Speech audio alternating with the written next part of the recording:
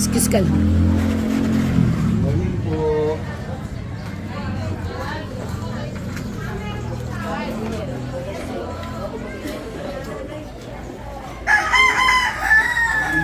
Ay, Teacher Remy. Books yan, te. Galing po kami sa grupo ng iyan. Ang dami namin yan eh. Binibigay namin sa center. Kaya nag-video lang ako para mapakita doon sa nagbigay. Ayan ka na. 1, 2, 3. 1, 2, 3. Wala pa to, gato. Wala kayong klase kahapon, te. Wala kayong klase? Oo, sabi ko sa inyo. Para sa mga bata. Mga books siya, te.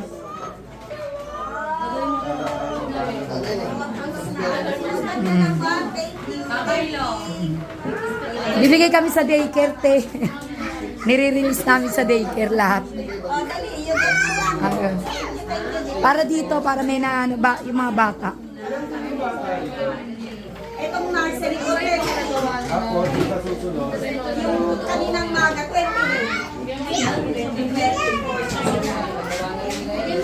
Sige po, pagka ano, baka Friday, yung mga